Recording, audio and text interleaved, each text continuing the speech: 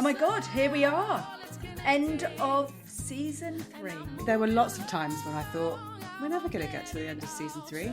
I don't even know if there is a season 3. And yet here we are. And what a tremendously inspiring season. I think it potentially is the best yet. I really do. And first of all, I massively want to thank you, because this season for me has been, I don't know, probably my most emotional one. The personal accolades that are coming through of individuals now reaching out to us seems surreal. The fact that we were on somebody's top 3 listen to podcasts absolutely is mad. And also the fact that I got wind this series of the fact that guests and listeners and guests are meeting up, like even if it's online and not in real person, like meeting up. So I just feel as though there's this, we're coming into our own. And I want to say a massive thank you, because this would not happen if it wasn't for you. That little drive down to Portugal where I said, I'd really like to do a podcast, but I have no idea where to start. And you were like, let's do it together. And I couldn't do it without you. So thank you. Aw, thanks, Bex. Well, just to recap on those accolades, I mean, it's incredible. I think we give these people the opportunity to tell their stories. We put them out in the world, and the way that they're connecting is through LinkedIn and Instagram. And it feels like a really authentic, genuine community. These people are reaching out because they're interested in each other's stories and they want to hear more. And those are people that you've found or that have approached you because of the quality of the stories. Like in the last season, we had someone reach out who was a fan of the podcast, and that was really exciting. Oh, Santosh. Yeah, Santosh. And I remember it coming towards the end of the top tips, and he was like, this is my favourite part of the podcast. Yeah. So as I was editing, it brought me so much joy. And this time around, I suppose people have reached out, but actually stories have sort of emerged in a very weirdly organic, stars aligning kind of way. You've done a fantastic job of curating those stories, and I'm very, very excited for season 4 now. But we'll come on to that later. Can you believe it? I know, amazing. Here we are. And do you know what? It's funny. Jay Epps, who was one of our guests this season, he wrote on a LinkedIn post that we put out something about this being our gift to the world. And it really struck a chord after this season. I feel as though it really is a gift, and that it's a gift not only for us to witness the stories and to have these amazing guests come and share them, but also to put it out into the world for others to enjoy and be inspired by. And the whole point of it was to inspire courage and normalize taking a break. And I feel like we've done an amazing job in doing that. Being tagged in that Spotify post where we were in their top 3 listened to podcasts of the year was amazing. I can only think that person must have binged the whole thing this year. But did you see their top 1 and 2 as well? Like, they were big podcasts. It was like the Daily and then something else. I was like, oh my God, it's not as though they've got, all small podcasts that they're listening to. Yeah, it obviously must have struck a chord. And there was some comment on there, wasn't it, that they said, I'm up to date now. Yeah. Which is one of the reasons why I wanted to do this wrap. I thought, oh no, our community are waiting for us to tell more stories.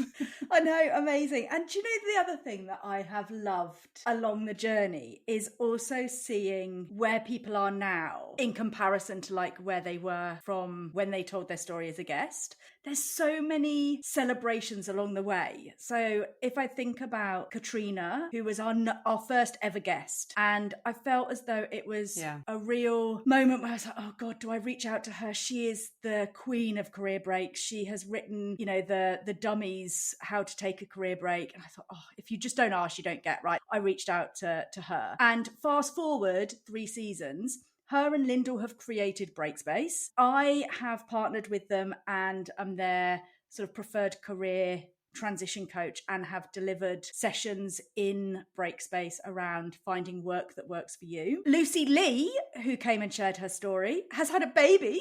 So we've welcomed Milla to the world, our little miracle. Huge life change for her. Oh my God. And her episode was all about changing identity or reframing or repositioning your identity. And I mean, what an amazing story and journey. Susie Chow, she's launched a family sabbatical product. So she's now taking families on sabbatical. And I think her San Sebastian one sold out within 18 minutes. Patrick, our PhD student, he submitted his thesis, which is massive. Oh. But just seeing these, kind of celebrations on LinkedIn. Santosh shared the other day that he had got his first front cover. So his art was on the front cover of a magazine. Wow. And he has just, I think, got his latest exhibition in Victoria. So his first exhibition in Victoria. He did quit full-time, so didn't go back to full-time and is now an independent contractor, meaning that he really has lent into his art and is living that more balanced life that he really wanted to lean into through sabbaticals. So, all kudos to him. He actually really loved his job. He didn't take a sabbatical because he was running away from anything. No. He absolutely loved his job, but he also loves art and he wanted to explore it. How fantastic that he's been able to come up with a lifestyle and a balance that's going to help him do that. I wonder if he's managed to do any of the DIY that his wife wanted him to do that he's not getting to. Oh, bless him. Let's maybe not remind her of that. Not highlight that. I'll edit that out. Yeah. The other one that caught my eye actually was Zanesta and Nabil, who we had on this season. This was their first podcast. And so I remember them sort of saying, oh, we're a little bit nervous, but they've gone on and they're doing more podcasts and I've seen them on YouTube shows and things like that. So they're really getting their story out. So there's been so many things that we can celebrate throughout the 3 seasons. So it's just an absolute honor to witness it and be on the journey, and also do it with you and Joe and now Nikki, because do you know what, somebody asked me the other day, they were like, oh my god, this is really niche, like how did you get into doing a podcast on career breaks? It's so niche. And I said, oh well, this is how it came about. I was on the phone to a friend and I said, it's actually now almost this collective of ex-Woodroffians, so we all went to the same school. So Nikki's doing our social media, you're doing all of the editing and producing, me doing the interviews, and then Joe doing all of the tunes. It's brilliant. I love it. And I suppose for me, like, the subject matter is more important than I initially thought when I agreed to do it. When I agreed to do it, I thought, well, I'm just interested in figuring out how podcasts work, and I think I can do it. I think if I didn't enjoy the stories myself alongside my day job would make it hard. And of course, we know Nikki really well, who's managing our socials now, and she loves a sabbatical. In fact, is taking another one right now. So another absolute celebration, right? Another absolute celebration. So I think we've sort of naturally gravitated towards the stories ourselves. Yeah. Which is one of the reasons why I think it works really well for all of us. It doesn't feel like a forced thing. No, absolutely. It does feel like a joy. But on to season 3. Yeah, what were your key themes this season? Yeah, it's interesting. When I was reflecting back, I think there's a couple of threads that really stood out for me. The first was almost duality or maybe balance, but we had everything from the very tactical financial planning, so that's what we started with, through to the magician that is Neela, around finding wonder in the world and all her amazing advice on integration techniques and things like that.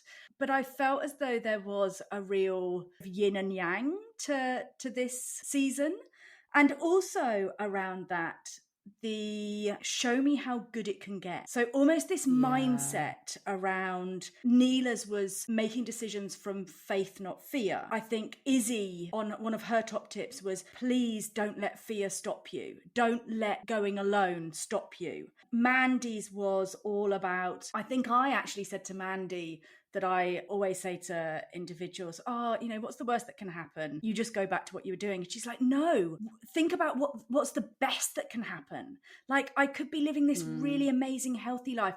This could be amazing. It could be absolutely better than I ever expected.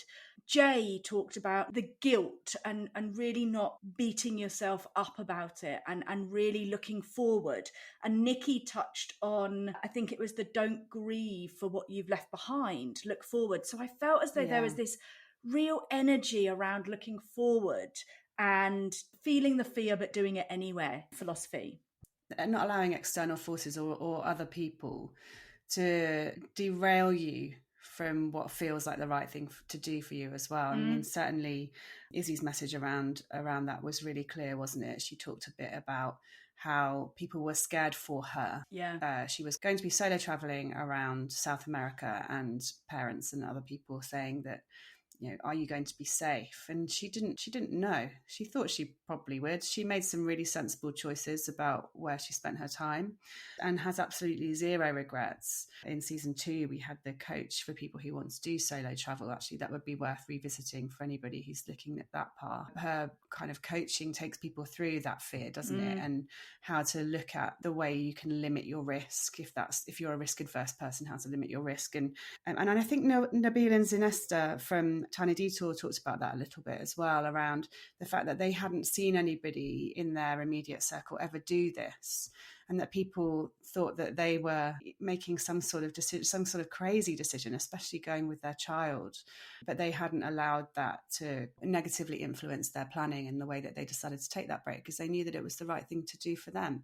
Yeah, I loved their episode. You know how much I love the concept of breaking the blueprint and going off on your own trajectory and really carving your own journey. And I think that was their message, wasn't it? This sort of blueprint that had been laid out for them as immigrants of, you should be thankful that you've been set up to migrate to a Western country, to get the degree from a very good university, to then get the 6-figure salary, to get the house, to get the cars on the drive, to get the garden, to get the child and the family. And then they were like, hang on, maybe there's more. Maybe there is a different way. Maybe there is something that fills our cup more than this. And I think the courage, and again, this is where that thread of courage comes through, their courage to actually question it.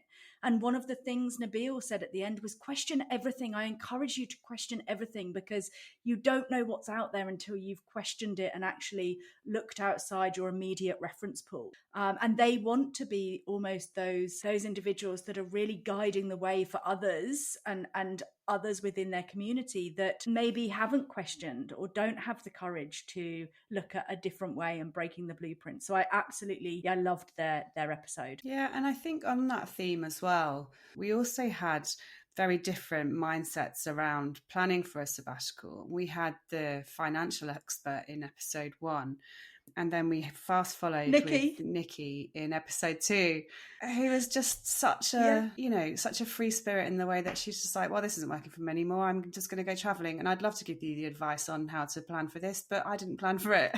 And I think that was her top tip, wasn't it? Her top tip was, I could give you everything you should do, but I didn't do any of it. Yeah. And I think the honesty in that and hearing a different perspective is really helpful for this podcast. We tend to gravitate towards people who are planners, as we are. In the last season in particular, one of the threads that I called out was that you'd interviewed a lot of people who were very organised and planned things. So hearing another perspective of, well, I didn't plan it, I did it anyway, and worked out really well. Yeah. Feel the fear and do it anyway type thing. Yeah, exactly. Yeah. Loved and it was sandwiched, actually, wasn't it? Because Izzy as well, I mean, talk about planning. I think she's even offered to share a spreadsheet that she's put together about South America with our audience and listeners. And I've seen on LinkedIn comments around people requesting the spreadsheet. So yeah, to have their Nikki's almost permission to anybody who isn't a planner to run with it anyway, and that it's still okay and works out. And as you say, she's just gone off on another sabbatical with almost no plan as to the aftermath of it. Yeah. I'd love to touch on Neela's episode. So yes, planning, but also very deliberately waiting to see what happened to her when she was on her break. I loved that episode. It was very almost mystical, wasn't it? The way that she talks and the way that her business has created itself around her almost. Yeah, so her business is, she facilitates retreats. So that is one part of her business. She also then facilitates an online community of women to find the wonder in the world. I'm part of the community and I absolutely love it. And I have to say that probably my lesson over the last 3 years of changing, I suppose, out of corporate into the new life that I have has been community and finding community, especially when you're remote and almost nomadic, as it were. We get monthly invitations on Wild Writing. We have monthly journaling prompts. We have a monthly masterclass, which is always on something specific. It's all around the feminine and bringing more of the feminine energy into our world and our lives. There are invitations of sort of rituals that we get to do. So for me, the real takeaways from that episode was around the integration. And that for me, I think everybody probably knows that for me is the magic. And also that for me is a lot of the time where we trip up. So we plan these amazing breaks, we have support on them, or don't need support on them because we know exactly what we're going to be doing because we've planned them so well. And then we go back to work, and I think it was Martina in season 2 who mentioned that she went back to work, and within 2 or 3 weeks she was like, oh my God, I'm back to it. I'm back into old habits. I haven't solved for the why. And I also have not integrated anything into BAU. And so Neela's hints and tips, especially on that sacred time and how to weave sacred time into the BAU once you're back, was just so important. And it's been a game changer for me, certainly, to really know what sacred time is, but also weave that into your life. I think it was Jay that I was talking to about Mo Gaudat's podcast. I always think about him because I love his philosophy around heartbeats, in the fact that we're all born with a certain amount of heartbeats. It's finite and it's always dropping. And so actually making decisions on how many heartbeats do I want to use up on X activity or X person is just a wonderful way of thinking about it. But also he talks about going to the spiritual gym and the happiness gym. We always talk about going to the physical gym and doing weights and going and training our physical body. But when do we ever slot in time for the happiness gym and actually doing it from a spiritual and emotional perspective? And I think that for me is what came out of Neela's episode, which is such an easy thing to incorporate into the BAU to help integrate, but I think something that we can easily forget. I don't think it is that easy. Every time I ask somebody how they are, everyone always says busy. And even when we're not doing something, we tend to be on a screen or on our phones. And so to actually sit still and be completely silent with no inputs, with nothing to do, nothing but your thoughts with you, I actually think that is quite rare. And so reminder from Neela to be able to really start to consider that, especially if you've taken a break and you've found that break really healthy for you, to try and bring that into your day-to-day and have a bit of stillness or some prompts to work through, I think is really healthy. The other one, actually, Liz, who brought that in was Mandy. Yeah. And I think one of Mandy's, I don't know whether it was a top tip or just weaved through her episode, but was around finding time for space and finding time in this world where it is so full and we are consuming all of the time, almost whether we consciously or subconsciously consume,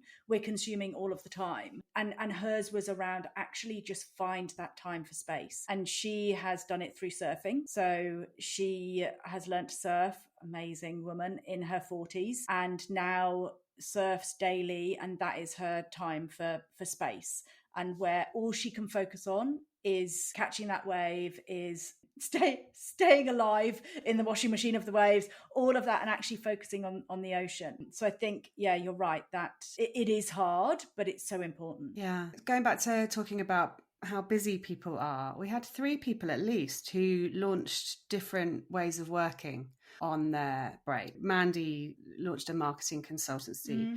I was really impressed that Nabil and Zanesta actually found ways of supplementing their money through creating a basically social media video production, YouTube, yeah, for themselves and for third parties as well. I thought that was incredibly resourceful. And also Laura, who put her network to work for her and created a consultancy, a fractional marketing company from nothing, and is very happy in Bali, if that's where she still is. She's in Sydney. She's back. She's back. But I loved her story in the fact that almost she was nearly going back. So she was applying for roles. She was doing the whole case interview where she was putting together marketing plans for a company and, good corporate companies back into the type of role that she left, and caught herself, hang on, I left for a reason. There was a reason that I left. And why am I going down this road and just going back? So actually, it almost is that thread around questioning yourself and catching yourself of going back. She was like, I don't want to do this. This is not, it doesn't feel right. After this break that I've had, I want to do something a little bit different. I want to live life differently. And so that's when she set up her fractional marketing business and can now live life from a much more free perspective of location and time that she works, obviously not without its challenges. And she touched on that as well, around, time zones and finding clients and the confidence about backing yourself. But I love the fact that she was nearly going back and then sort of caught herself. And Nikki the same. She did go back. She was doing the same sort of work, maybe in a different industry, but the same sort of work. But again, caught herself and was like, no, this is not working for me. This is not the life that I want. Yeah. So has taken another break to go and, explore again, what is the life and how can I make it work? Yeah, absolutely. One of the things that I've loved about this season, all the seasons actually, and it's in part down to you as the interviewer, is that you allow people to bring their enthusiasm and their passions, because you're inviting them to talk about a period in their life that was really special and transformative for them. And so all of the things that come out of these periods, even if not straight away, but later, sound really full of passion and full of joy. And so when people are talking about how they had this amazing break and all these other things happened, maybe they went back to work, maybe they didn't go back to corporate, but then they've launched something off the back of it, the passion and enthusiasm that comes through in their voices. What we haven't touched on are the parents. We talked about Nabil and Zinista and Tiny Detour, who have a child and took their child travelling with them.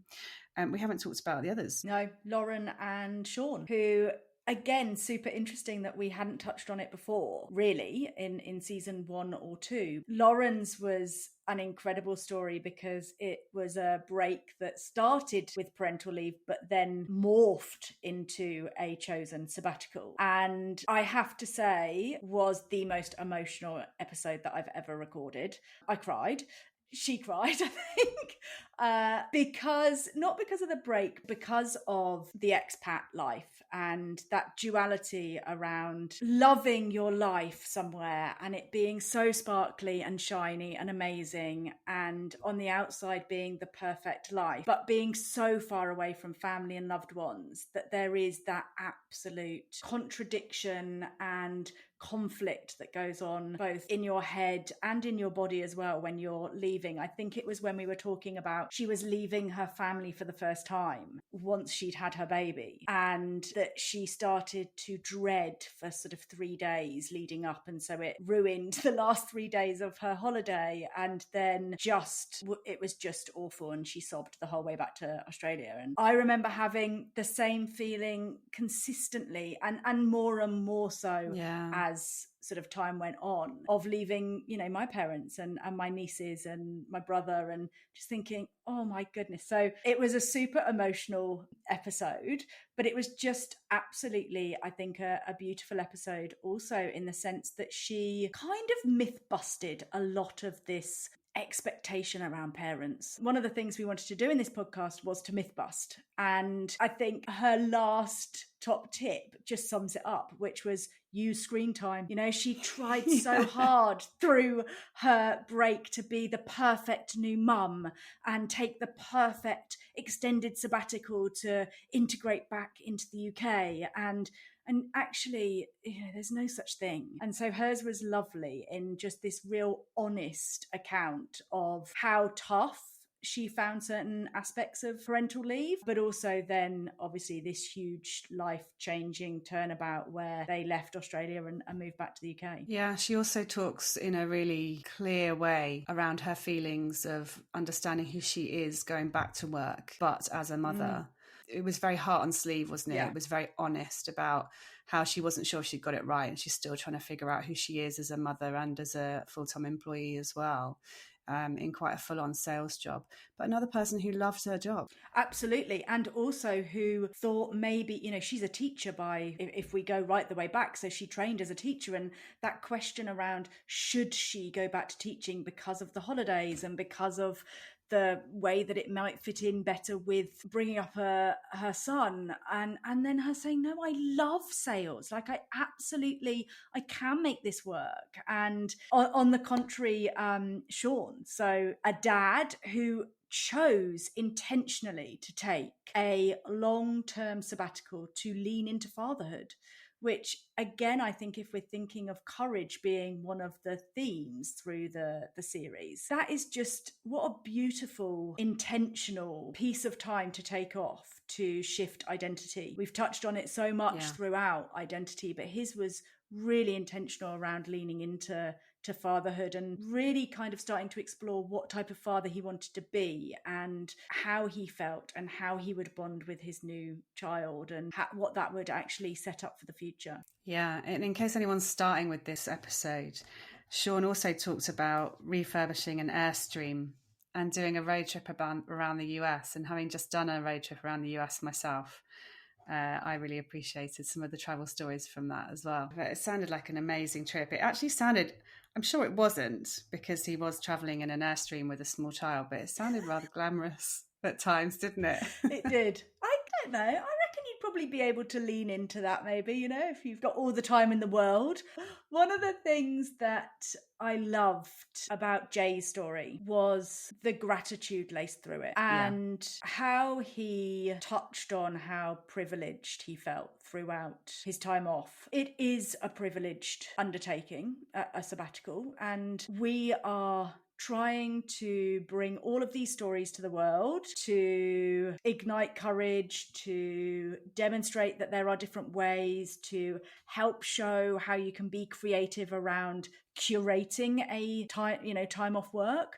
But I also do think that we have to be realistic that sometimes the timing might not be right, and there are considerations that we have to take into account, and it can't be done at that point. And I think that Jay's story and how he portrayed, gratitude and how thankful he felt throughout the whole period of time was just so beautiful. And I also love the fact that he spent time creating a game. We'd never had anybody on the podcast before that had spent some time actually designing and creating like a card game. Yeah. I'm still intrigued about this card game, and I still want to know whether he's going to commercialize it and how you play it. And when I'm in Sydney, I will hook up for a coffee with him, and I would like to know how to play this card game. It's just another indication of how different the people were on this podcast to each other this season. Yeah, I think the most different. I think you're right. I think this series has been the most diverse in terms of the different personalities, the different backgrounds, how they have taken their break and how they've also then integrated back in and what they've done subsequent to their break. I think you're right. Lots of different frameworks as well that you could use, that another person could use if they wanted to take a break, and they didn't quite, not all stories are going to resonate with everybody. And before we wrap for season 3, what's coming up in season 4, Bex? I see you've been very busy. Season 4, Liz, is nearly already recorded, and the reason behind that is because I design my life so that I have location freedom and freedom to spend time with all of my favourite people, which means I will be leaving France and spending Christmas in the UK and then heading to Cambodia and then subsequently back to Australia to see all my down under family and friends. And I didn't want to take my kit with me. So we will be on Cambodia on 2 wheels on a motorbike. So I will have limited luggage. And so, yes, I have recorded most so far of season 4. And do you know what? The biggest difference this season is that the majority of individuals have reached out to us and requested to be guests, which is super exciting and just goes to show how far and wide our podcast is reaching. Again, super diverse. We do have what I believe is the king of sabbaticals coming on. So we started, if you remember, season 1, episode 1 with the queen of sabbaticals that was Katrina. And I do believe that we have the king of sabbaticals coming on in season 4. So wait and see. But much of the same with regards to unique, amazing stories. And also, again, some experts weaved through. And next season, so season 4, actually the theme around the experts is more health and fitness. So think personal training or sort of physical health, as well as food and nutrition and personal health in that way, and also spiritual health. So yeah, that's what we've coming up. Super exciting. Can't wait. It always makes me feel a little bit nervous when you've done your bit. But actually you haven't, because I'm hoping that you're gonna record some intros and outros on your phone while you're in some jungle in the middle of Cambodia, and we can hear all the parrots and, I don't know, monkeys, whatever else is around. There's still lots to be doing. But season 4 wrap, we are going to do together, and we are going to do at one of Joe Cook's concerts. And if we could get Nikki there as well, how amazing would that be? Well, we'll have to figure out what country she's in as well. Yeah. Getting all 4 of us and all 3 of us, all 4 of us in the same country at the same time is a little bit tricky. Thank you, Bex. You. Congratulations again. Congratulations on season 3. It has been absolutely epic. Tendencies and determination may well bring a countless words of the burdens feel that bowing strings, and a heart full of soul it's connected, and I'm moving along. I won't let it all turn the other cheek, show them your smile. You won't believe things for a while. Taking matters into your own hands, you won't believe that you're making